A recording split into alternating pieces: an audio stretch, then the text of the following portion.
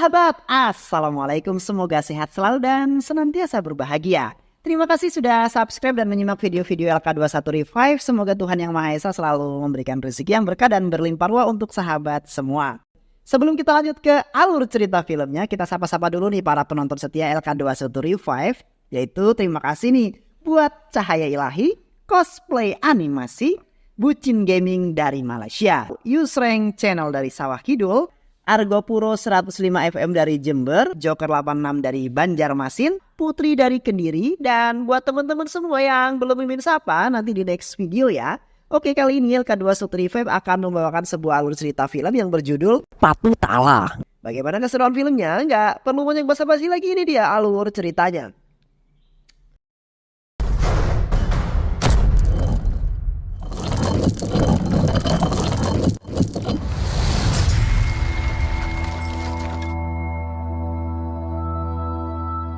Suatu hari, pemerintah kota Tamil Nadu sedang mengadakan sosialisasi tentang vaksin yang akan diterapkan di negara tersebut.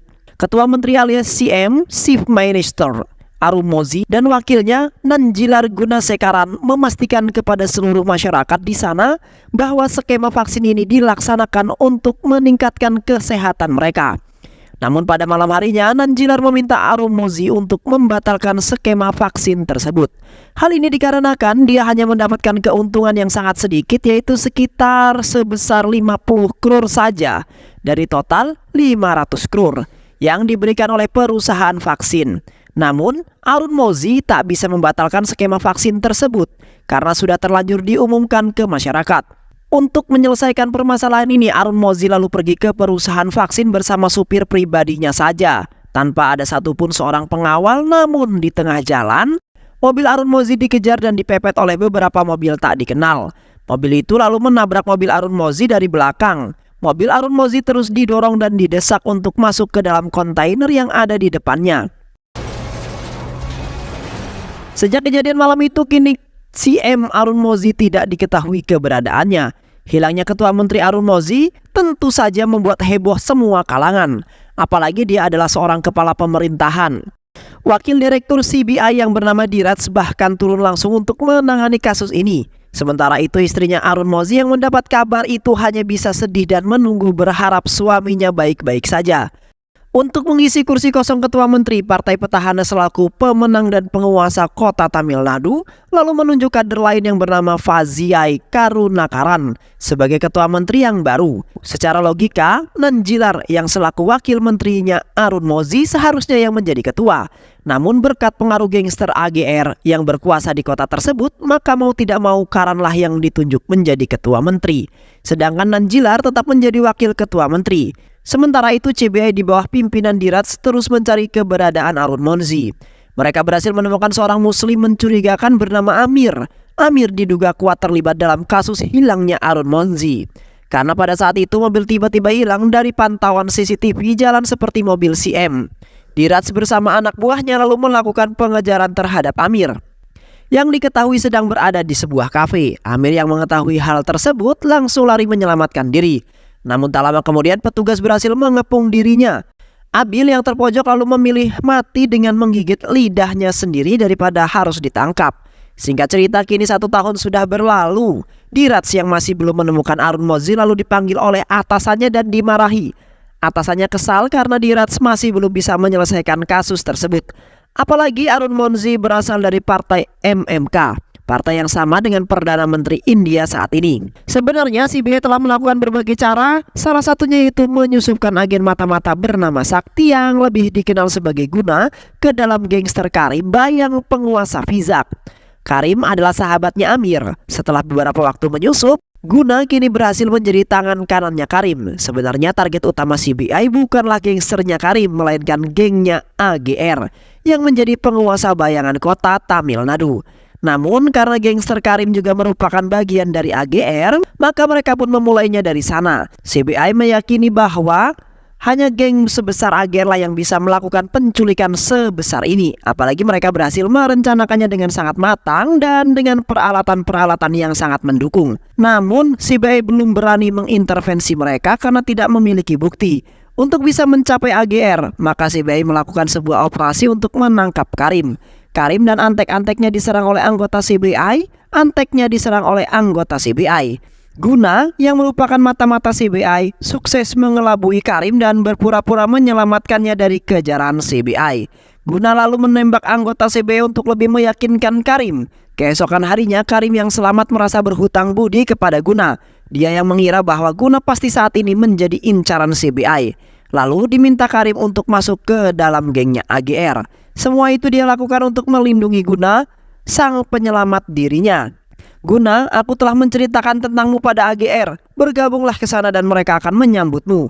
Kini misi sebenarnya agen Sakti alias Guna baru saja dimulai. Dia pergi ke distrik Karya Kumari yang menjadi pusat aktivitas geng AGR. Baru saja jalan beberapa menit, kereta yang ditumpangi oleh Guna dihentikan paksa oleh seseorang. Hal ini lantaran puluhan truk pengangkut hasil tambang milik AGR hendak melintas rel. Itulah salah satu bukti betapa berkuasanya gangster AGR. Setelah sampai di stasiun, Guna sudah dijemput oleh anggota geng AGR lain yang bernama Pistol. Pistol lalu memperkenalkan Guna kepada orang-orang penting di AGR yang salah satunya bernama Selvin. Pada saat itu Selvin sedang menghukum 3 orang yang berani mengadukan kejahatan AGR. Selvin lalu meminta Guna untuk menemukan dalang di balik 3 orang tersebut. Tak butuh waktu lama bagi Guna menemukannya. Dia yang cerdas dengan mudah menemukan dalang tersebut. Namun ternyata kecerdasan Guna itu tidak disukai oleh Selvin. Karena kecerdasannya itu, Guna kerap menjawab dan melawan perkataan yang dilontarkan oleh Selvin. Suatu hari pejabat kantor pajak yang baru bernama Laila Thompson membuat sebuah gara-gara dengan AGR. Dia menyoroti penambangan ilegal yang dilakukan oleh AGR. Penambangan itu jelas saja merugikan pendapatan daerah karena tidak masuk dalam pendapatan pajak. Laila yang tak gentar dengan nama baik AGR dengan berani menghadang beberapa truk tambang milik AGR dan menyitanya. Pistol, Guna dan beberapa anak buah AGR lainnya kemudian mendatangi rumahnya Laila untuk meminta dia mengembalikan truk-truk milik mereka. Usut punya usut, ternyata Guna dan Laila sudah saling mengenal satu sama lain. Laila adalah mantan pacar gua dulu. Mereka adalah berpacaran saat masih kuliah. Namun karena ada perbedaan pendapat dan visi misi, mereka pun akhirnya resmi berpisah.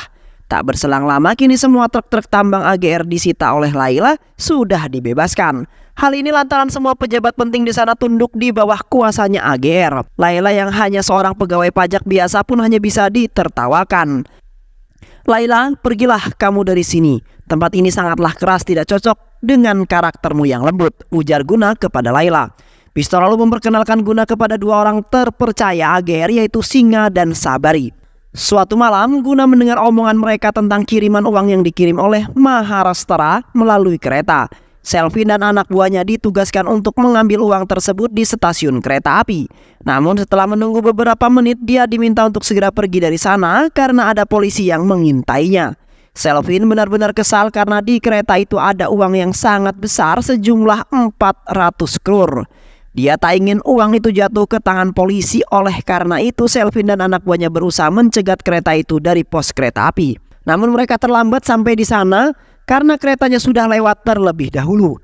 Guna yang tak kehilangan akal lalu mengajak Pistol melakukan sebuah rencana. Guna berhasil membuat tumpukan uang yang ada di kereta jatuh hingga tak tersisa. Guna mengambil uang tersebut sebelum sampai ke stasiun. Atas keberhasilannya tersebut, Singa mulai menyukai Guna. Guna mulai mendapatkan tempat di geng AGR ini.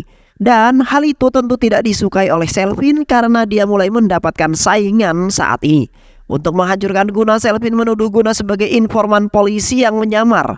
Guna juga melemparkan tuduhan itu kepada Selvin. Mereka lalu bertikai satu sama lain. Namun pertikaian itu berhenti tak kala Singa menelpon mereka. Sementara itu, kini pemilihan calon anggota parlemen wilayah Tamil Nadu pun resmi digelar.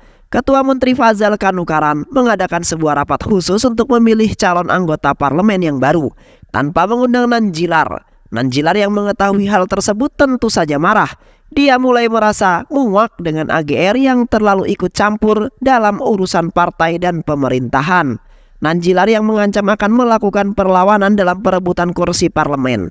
Nanjilar mengusung Ketua Asosiasi Pelayanan, Rudy Fernandes, untuk maju sebagai caleg di tempat pemilihan Karya Kumari secara independen. Rudy pun dengan siap menerima usulan Nanjilar tersebut. Rudy harus bisa mengalahkan Raja, caleg lain dan partai MMK yang didukung oleh AGR. Nanjilar tak diam begitu saja, dia juga bergerak membantu kampanyenya si Rudi. Dia mendekati seorang aktivis sosial bernama Udayapa. Udayapa adalah aktivis yang selama ini menentang kegiatan tambang AGR. Dia juga memiliki sebuah panti jompo di wilayah tersebut. Berhari-hari Udayapa dan orang-orang panti melakukan sebuah demo menuntut agar kegiatan tambang AGR segera dihentikan. Pertambangan itu dinilai sangat merusak lingkungan yang ada di sana. Meskipun berada di kursi roda, hal itu tidak mempengaruhi semangat Udayapa dalam menggelar aksinya. Sedikit demi sedikit masyarakat terus berdatangan mendukung demo yang dilakukan oleh Udayapa. Udayapa sama sekali tidak mengetahui jika masa yang datang itu adalah masa yang ditunggangi oleh Nanjilar demi kepentingan politiknya semata. Di malam harinya seseorang tiba-tiba datang dan mengatakan kepada masa demo itu jika panti jompo milik mereka sudah dibakar oleh anak buah AGR. Mereka langsung panik dan kembali ke panti mereka. Mereka benar-benar histeris karena panti itu sudah dilalap habis oleh sang kobaran api. Masyarakat di sana kemudian menilai bahwa aksi AGR itu benar-benar sudah kelewat batas. Udayapa lalu menghubungi ayahnya dan melaporkan kejadian tersebut. Diketahui ayahnya Udayapa adalah orang selama ini mendukung keseharian panti tersebut. Keesokan harinya anak buah AGR yang dituding sebagai pelaku pembakaran panti malah menyerang Rudi dan kelompok yang ada di mereka. Mereka menyeret Rudi untuk segera dibawa ke tempat pertambangan. Sesampainya di sana, Rudi lalu bertemu dengan bos kriminal geng AGR, yaitu AG Ravanan. Itulah momen saat pertama kalinya Guna melihat sosok asli pemimpin geng AGR tersebut. AGR berkata kepada Rudi, "Kau bukanlah siapa-siapa di mataku. Jika kau menghalangi jalanku, maka aku pasti akan membunuhmu. Aku masuk ke dalam pemerintah dengan cara yang tak biasa. Aku juga menghabisi banyak orang dengan tangan ini." Kata-kata AGR itu membuat Rudi ketakutan. AGR tanpa basa-basi lagi langsung menghabisi Rudi dengan sangat mudah. Dia memenggal kepala Rudi di depan semua orang. Guna lalu melaporkan setiap kejadian yang disaksikan kepada CBI. Dia juga terus mengikuti AGR kemanapun dia pergi hingga tiba di sebuah kuil. Sejumlah preman tiba-tiba datang dan menyergap AGR. Mereka melompat dan hendak menghabisi AGR sama sekali tidak mengetahui keberadaan mereka. Guna yang menyadari hal tersebut lalu bertindak memanfaatkan momen itu untuk menyelamatkan AGR. Guna singgah dan orang-orang AGR lalu menghabisi para preman tersebut dengan sangat brutal. Aksi Guna tersebut tentu saja mendapat perhatian dari AGR. Singgah yang telah mendapatkan informasi jika para penyerang itu merupakan antek-anteknya Nanjilar, kemudian memberitahukan hal itu kepada AGR. Mereka langsung bergerak untuk menghabisi AGR. Pola penculikan seperti yang Arun Mozi rasakan pun dilakukan kepada Nanjilar. Nanjilar akan diculik saat itu juga, tak peduli apakah itu siang hari ataupun malam harinya. Mobil Nanjilar ditabrak dari belakang dan terus didesak untuk masuk ke dalam sebuah kontainer. AGR telah menunggu kehadiran Nanjilar. AGR berkata kepada Nanjilar bahwa dirinya lah yang akan mengatur semua pejabat di wilayah ini. Jika aku menginginkan seseorang, maka orang itulah yang akan mendapatkannya. Ujar AGR. Bukannya takut dengan AGR, Nanjilar justru menantang AGR. Aku tetap akan maju melawan dirimu. Aku tidak takut dengan sebuah kematian. Jika kau ingin membunuhku, bunuhlah aku saat ini. Atau jika tidak, aku yang akan membunuhmu nanti di suatu hari. Ujar Nanjilar. AGR yang sudah sering mendapat sebuah ancaman dari para kerucu hanya bisa tertawa terbahak-bahak. Untuk membuktikan ucapan Nanjilar, AGR pun sengaja membebaskan Nanjilar dan melepaskannya hidup-hidup. Keberanian Guna yang telah menyelamatkan nyawa AGR membuat Guna mulai diperlakukan sangat istimewa. Dia dibolehkan masuk ke dalam rumah AGR. Sesampainya di sana, Guna terkejut melihat seorang wanita yang ternyata istrinya mantan Ketua Menteri Arun Mozi yang hilang. Wanita itu bernama Samudra, istri Ketua Menteri Arun Mozi sekaligus adik kandungnya AGR. Itu artinya mantan Ketua Menteri alias CM Arun Mozi adalah adik ipar AGR. Usut punya usut. Ternyata hubungan AGR dengan adik kandungnya itu tidak harmonis sejak setahun terakhir. Sementara itu Nanjilar kini sudah menemukan pengganti Rudi. Nanjilar menunjuk Lila Thompson sebagai calon anggota parlemen yang baru. Lila telah mundur dari status kepegawaiannya. Dia kini aktif bersosialisasi dan berkampanye di masyarakat. Guna yang melihat hal tersebut kemudian mengatakan kepada Lila bahwa jalan yang dia tempuh itu sangat berbahaya. Hal ini Guna lakukan untuk kebaikan Lila. Guna masih mencintai Lila. Dia juga yakin Lila pasti masih mencintai dirinya. Di tengah obrolan manis tersebut, mereka sama sekali tak menyadari jika Selvin merekam pembicaraan itu. Dia semakin mencurigai Guna dan masa lalunya. Selvin lalu menyewa seseorang untuk mencari tahu informasi mengenai masa lalu Guna. Sebagai agen mata-mata, Guna selalu menyelidiki dan mencari tahu gerak-gerik AGR untuk melancarkan misinya tersebut. Guna sengaja mendekati keponakan AGR. Dia mendekati dan mengajaknya bermain sebuah drone bersama. Drone itu sudah dipasang kamera tersembunyi oleh Guna. Guna lalu penasaran dengan sebuah gudang yang ditemuinya. Guna membuat drone itu sengaja masuk ke dalam gudang dan dengan alibi itu dia akhirnya dapat masuk ke dalam gudang tersebut dan mengakses benda-benda yang penting yang ada di sana. Guna memfoto beberapa rekening yang mencurigakan yang ditemukan dari dalam buku. Ada pula lukisan AGR dan samudra saat masih kecil. AGR yang tidak curiga menganggap apa yang dilakukan oleh Guna itu adalah hal yang biasa. AGR sama sekali tidak mempermasalahkan Guna yang masuk ke dalam gudangnya.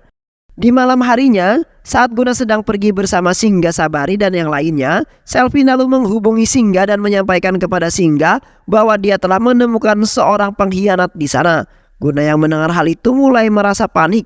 Beberapa waktu kemudian, Selvin sudah masuk ke dalam rumahnya Guna. Dia memasang kamera tersembunyi yang berhubung dengan Singa, sehingga Singa bisa menyaksikan langsung apa yang sedang Selvin lakukan di sana. Selvin mengobrak-abrik semua barang yang ada di sana. Saat dia menemukan sebuah pen cam, tiba-tiba saja Selvin ditembak dan dibunuh oleh seseorang. Hingga menyampaikan kepada AGR bahwa Guna telah menghabisi Selvin. Begitu pula dengan Sabari yang juga melaporkan hal yang sama. Namun AGR tidak percaya dengan berita itu, karena pada malam itu Guna yang datang ke tempatnya dan melaporkan bahwa Selvin telah ditemukan tewas tak bernyawa. Singkat cerita, kini hari pemilihan sudah digelar. Raja berhasil memenangkan pilihan tersebut. Dia berhasil mengalahkan Lila dengan sangat telak. Bagaimana tidak, dari 1 juta orang pemilih, Lila hanya mendapatkan 200 suara saja. Nanjilar tentu saja kecewa dengan hasil pemilihan tersebut. Lila kini jadi semakin penasaran tentang sosok yang bernama AGR ini. Mengapa dia bisa lebih berkuasa daripada penguasa yang ada di sana? Beberapa waktu kemudian ayah Udayapa sekaligus donatur panti meresmikan sebuah panti jompo yang baru. Dia berpidato kepada mereka semua. Dia menyampaikan hal-hal yang sangat mengagetkan semua orang yang ada di sana. Banyak yang menilai kekejaman yang dilakukan oleh AGR, tapi sebenarnya dia juga merupakan orang yang sangat baik. Panti ini dibangun oleh sebuah PT Global Blitz milik AGR yang ada di Norwegia. Tidak hanya memberikan panti itu untuk kita, dia juga mendirikan banyak panti jompo lain di berbagai penjuru dunia. Dia membantu anak-anak miskin di luar sana dan memberikan kehidupan yang layak. Oleh karena itu, saya mohon kepada kalian semua jangan ada lagi yang mengkritik AGR, ujar ayah Udayapa. Di sisi lain, kini Guna mendapatkan informasi penting dari CBI berdasarkan nomor rekening yang telah difoto oleh Guna. Mereka mengatakan bahwa nomor itu adalah nomor perusahaan Global Blitz milik AGR yang ada di Norwegia. Perusahaan itu juga berafiliasi dengan perusahaan Global Blitz yang ada di India. Beberapa waktu yang lalu, perusahaan Global Blitz di Norwegia mendapatkan keuntungan sebesar 300 crore atau setara dengan 500 miliar rupiah. Dana itu lalu dikirim ke perusahaan Global Blitz di India untuk digunakan sebagai uang amal. Hal itu tentu saja membuat pandangan Guna terhadap AGR mulai berubah. Dia yang awalnya mengira bahwa AGR adalah pemimpin gangster yang kejam, kini ternyata berhati sangat mulia. Di saat yang bersamaan, kini para penduduk dan beberapa orang panti hadir di rumah AGR. Mereka meminta maaf kepada AGR karena selalu menuduh dirinya yang tidak-tidak. Mereka juga berterima kasih karena AGR telah membantu mereka dan membantu banyak orang. Udayapa yang ada di sana juga meminta maaf. Dia yang heran kenapa AGR yang baik-baik seperti ini malah tapi merusak lingkungan. Namun AGR menyampaikan kata-kata yang luar biasa. Biarkanlah aku dipandang hina sebagai orang yang tamak yang merusak alam.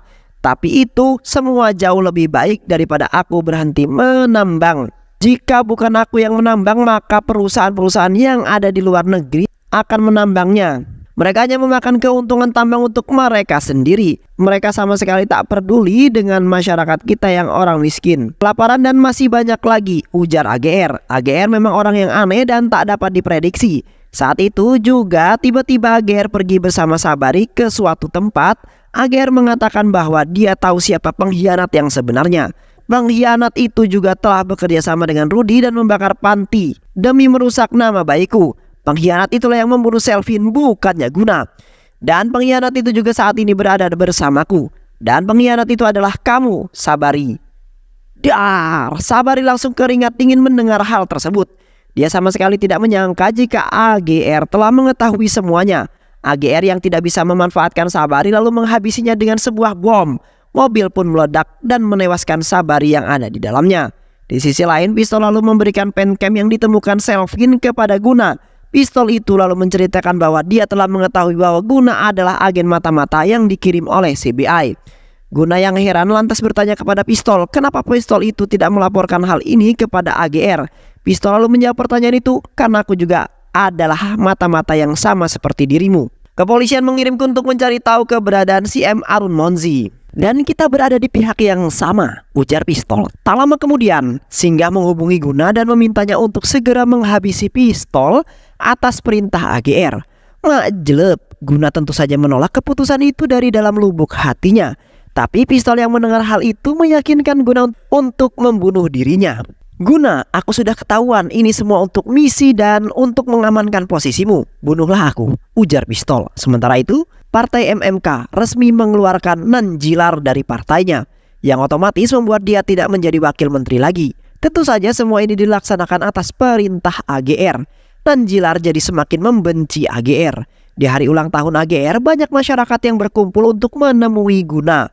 Guna yang mengetahui hal tersebut meminta AGR untuk menyapa para masyarakat. Namun AGR menolaknya dengan alasan bahwa adiknya melarang AGR merayakan ulang tahunnya. Guna lalu mencoba untuk berkomunikasi dengan Samudra, adiknya AGR. Dia meminta agar Samudra mau memanfaatkan AGR dan mengizinkannya untuk merayakan ulang tahunnya. Namun Samudra tetap kekeh pada pendiriannya. Tak lama kemudian hujan tiba-tiba turun. AGR dan Samudra langsung panik mencari payung untuk melindungi patung masa kenangan masa kecil mereka. Namun sesampainya di sana, Guna sudah terlebih dulu memayungkan patung tersebut. Kini suasana penuh kenangan pun terjadi. Samudra lalu mengucapkan selamat ulang tahun pada kakaknya. Dan dia sudah mengizinkan AGR Ravanan merayakan ulang tahunnya. Usut-punya usut, ternyata diamnya Samudra selama ini karena dia tahu suami CM Arun Monzi pasti tewas dibunuh kakaknya. Kalau memang suami saya bersalah, maka kematian bukanlah satu-satunya hukuman. Namun AGR Ravanan mengatakan bahwa dia tega melakukan itu semua bukan tanpa alasan. Suamimu telah melakukan kesalahan yang sangat fatal. Kesalahan itu bisa mengancam jutaan nyawa masyarakat. Kau pasti tahu, aku tidak mungkin membunuh orang tanpa alasan. Dan sebenarnya akulah yang paling tersiksa karena telah membuatmu menjadi janda. Hatiku menjadi hancur karena ketika anakmu menanyakan kapan ayah pulang, akulah yang akan bertanggung jawab atas semua ini, ujar AGR. Samudra menangis mendengar beban yang ditanggung oleh kakaknya tersebut. Berkat itu pula hubungan mereka kembali harmonis. Dan itu adalah kado terindah bagi AGR di hari ulang tahunnya. Di malam harinya, Guna lalu bertanya kepada AGR kesalahan apa yang dibuat oleh CM Arun Monzi, sehingga AGR terpaksa harus menghabisi si Arun Monzi. AGR lalu menceritakan kepada Guna, dulu akulah yang mengangkatnya sebagai ketua menteri alias CM. Namun bukannya menuruti perkataanku, dia malah bekerja sama dengan perusahaan farmasi asing untuk menciptakan penyakit baru.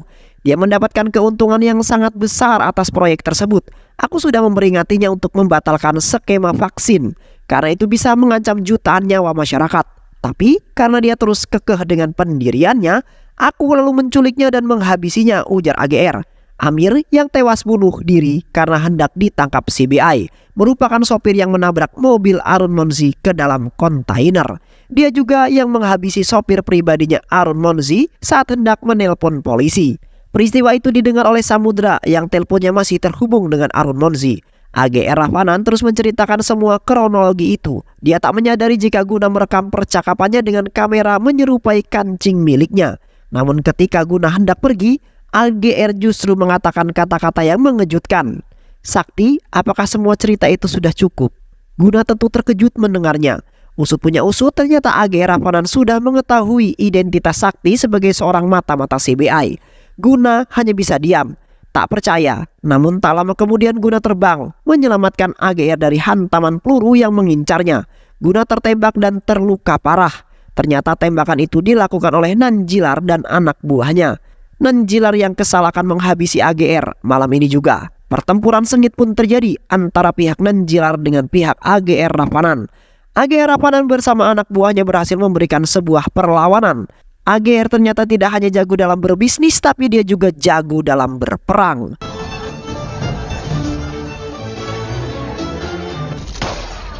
Setelah keponakan dan adiknya pergi diamankan, AGR kini menjadi sangat-sangat brutal.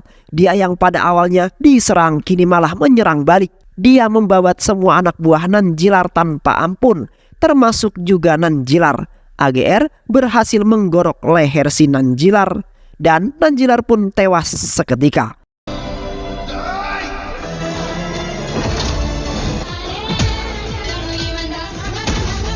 Untuk menghindari diri mereka dari jeratan hukum, AGR dan anak buahnya menyembunyikan mayat Nanjilar dan semua anak buahnya. Namun keesokan harinya, polisi tetap datang dan menangkap AGR. CBI berani bertindak karena telah memiliki bukti dari rekaman sakti. AGR ditangkap dengan tuduhan dalang dibalik pembunuhan CM Arun Monzi 1 tahun yang lalu. Wakil Direktur CBI Dirats akan segera membawa AGR ke pengadilan untuk meminta surat penahanan. Dia lalu menghubungi Sakti yang terbaring di rumah sakit untuk segera mengirimkan bukti. Namun, disinilah masalahnya. Sakti mengaku bahwa dia tak dapat melakukannya karena bukti tersebut sudah rusak akibat serangan semalam. Dirats tentu saja mengetahui bahwa Sakti tengah berbohong. Dia kesal karena Sakti berani mengkhianati dirinya. Akibat dari tidak adanya bukti tersebut, Dirats terpaksa membebaskan AGR. AGR tidak jadi dihukum. Dan tuduhan sebagai dalang pembunuhan CM Arun Monzi pun hilang. Kini sang pahlawan masyarakat sekaligus penjahat pertambangan benar-benar bebas. Sedangkan Nanjilar tidak diketahui keberadaannya. Dan film pun selesai. Semoga teman-teman semua terhibur setelah menyimak alur cerita film ini. Terima kasih juga sudah menyimak video-video LK2135. Semoga sahabat semua terhibur dan sampai bertemu lagi di video-video berikutnya. Assalamualaikum warahmatullahi wabarakatuh.